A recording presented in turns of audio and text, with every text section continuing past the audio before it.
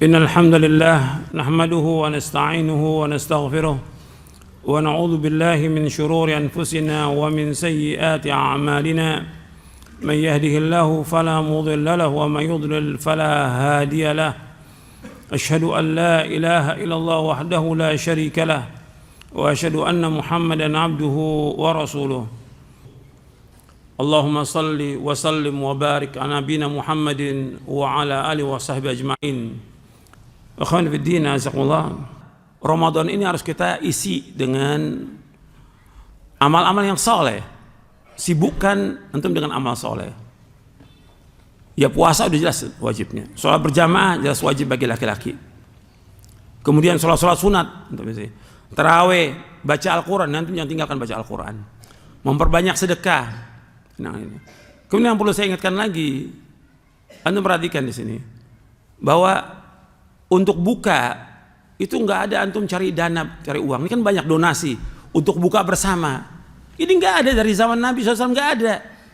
Antum buka bersama sengaja antum datang buka bersama. Lain kalau kita ada kajian, karena menjelang maghrib kajian itu sampai di maghrib di situ, ya kita buka di situ nggak ada masalah, karena ada kajian. Tapi antum sengaja kumpulkan donasi untuk buka. Kenapa antum takalluf? Kenapa minta? Orang ini cukup buka di rumahnya dengan satu butir kurma dengan air cukup. Kenapa antum takalluf dengan minta-minta kepada manusia? Ini kan takalluf, memberatkan diri. Minta-minta itu saja menurut syariat sudah apa? Nggak boleh. Minta-minta termasuk akhlak yang buruk. Minta-minta termasuk akhlak yang buruk dalam Islam. Jadi kenapa antum jadi ribut sekarang dengan donasi? Antum yang penting ngurusin ya ayyuhalladzina amanu qu anfusakum wa ahlikum nar. Wahai yang menjaga diri kamu dan keluarga kamu dari neraka. Orang yang paling nikmat buka puasa, antum buka puasa dengan istri antum. Dengan itu paling nikmat sudah dengan keluarga. Meskipun cuma punya sebutir kurma, satu-satu kita dapat. Nikmat. Kenapa harus di masjid bersama kaum muslimin? Kalau seandainya itu baik, lau kana khairan la sabaquna. Kalau seandainya buka bersama di masjid, yang terbaik masjid yang mana? Nabawi. Nabi nggak pernah ngadakan. Ayo para sahabat buka bersama di sini. Donasi. Nggak ada, mana ada. Ini kan sibuk nih mau Ramadan. Tuh ada itikaf. Itikaf hukumnya apa? Sunnah. Donasi lagi itikaf. Antum memberatkan diri. Antum nggak perlu itikaf kalau memang antum keluarga antum masih mengalami kesulitan dalam masalah makan dan minum. Kan antum wajib cari apa? Nafkah. Wajib. Dia kan ada orang-orang yang dia nafkahnya minta-minta dari orang.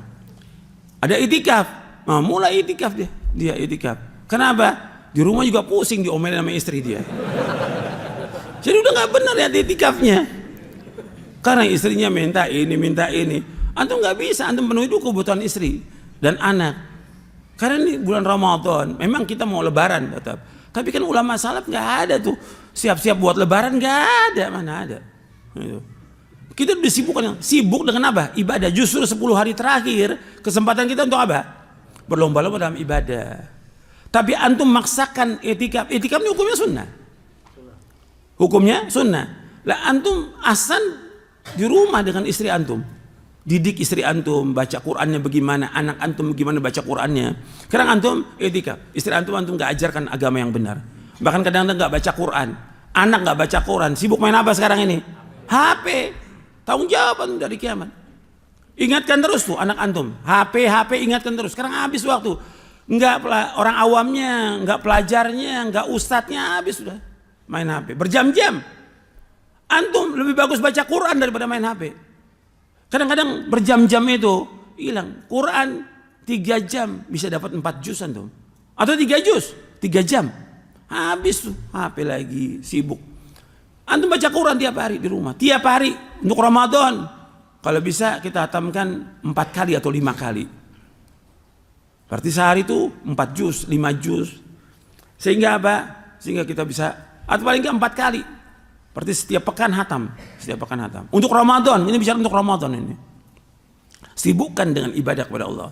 Sibukkan dengan hal yang bermanfaat, tinggalkan yang nggak bermanfaat. Min husni islamil mar'i tarkuhu ma la ya'ni. Kebaikan Islam seorang meninggalkan yang tidak bermanfaat. Jadi nggak ada tuh donasi-donasi, pengumpulan donasi untuk buka bersama, untuk itikaf. Ya. Dan kalau udah buka bersama, antum kumpulkan, yang datang ini orang-orang yang cari makan. Kita pernah ngadakan pengajian yang buka bersama, ternyata yang datang orang-orang yang kita nggak kenal, bawa istrinya, bawa anaknya, mau apa? Mau makan di masjid. Kan itu nggak benar seperti ini. Jadi sekarang dikurangi yang seperti itu. Justru kita nganjurkan orang untuk buka apa? Di rumahnya masing-masing. Antum kumpul bersama istri, bersama anak, makan di rumah, itu barokah. Para ustadz juga berusaha bagaimana dia sibuk dengan istri dan anaknya. Bukan ceramah. Para ulama salaf kalau udah Ramadan nggak ada lagi ceramah-ceramah. Sekarang enggak, ini habis tarawih ceramah. Nggak ada manfaatnya. Tidak ada manfaatnya ceramah tarawih itu. Karena saya pengalaman, nggak ada manfaatnya. Terus ceramah lagi di kantor ini. Pernah saya dengan Ustadz Hakim dulu 22 tahun yang lalu, tahun 2000. Ceramah satu kantor. Kita diundang Ustadz Hakim juga sama. Ceramah. Begitu kita ceramah, innal hamdalillah, semuanya ngorok semua. Udah saya bilang, saya udah pukul meja. Ini yang awal, wal akhir sudah, nggak mau lagi saya ceramah. Jadi nggak ada manfaatnya berarti antum ceramah Ramadan. Dulu kita pengen mungkin bermanfaat, tidak bermanfaat sama sekali. Kenapa? Orang udah capek kan. Dari mulai pagi dia kerja, saatnya dia istirahat dari 12:30 sampai jam 1 dia istirahat. Untuk apa? Untuk tidur sebentar. Nggak makan dia karena puasa kan Ramadan. Untuk tidur, dipakai untuk apa? Ceramah. Mau tuh, asal ngorok daripada dengerin ceramah. Ini nyata pengalaman saya. Dan Ustadz Hakim juga ngalamin seperti itu. Gitu. Jadi nggak ada ceramah. Kan Ustadz mau ngapain ceramah? Ceramah mau ngapain ya? Ada apa di balik itu? Kan ada yang nyari duit. Gak boleh. Antum sibuk di rumah antum sudah.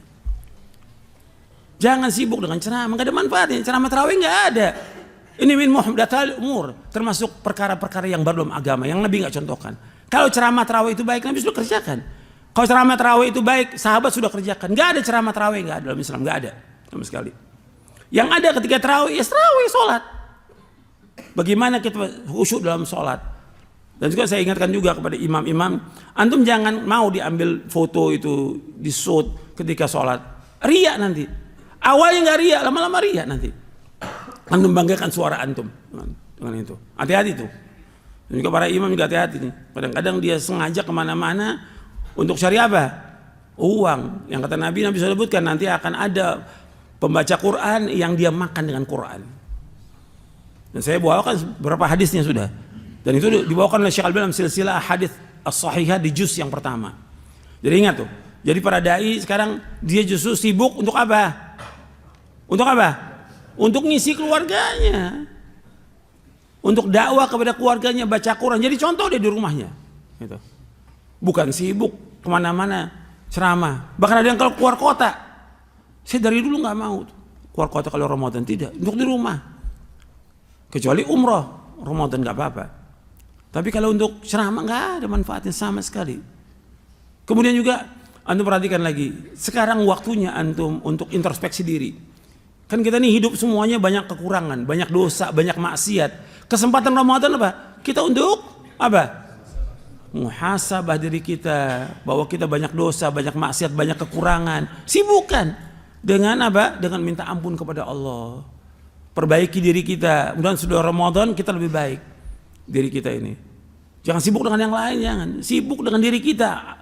Karena Allah sudah sebutkan, ya ayyuhalladzina amanu qu anfusakum wa ahlikum nar. Allah juga sebutkan itu dalam surah At-Tahrim. Allah sebutkan dalam surah Al-Maidah, ya ayyuhalladzina amanu alaikum anfusakum la yadurrukum man dhalla idza tadaitum. Wahai orang beriman, kamu sibukkan diri kamu sendiri.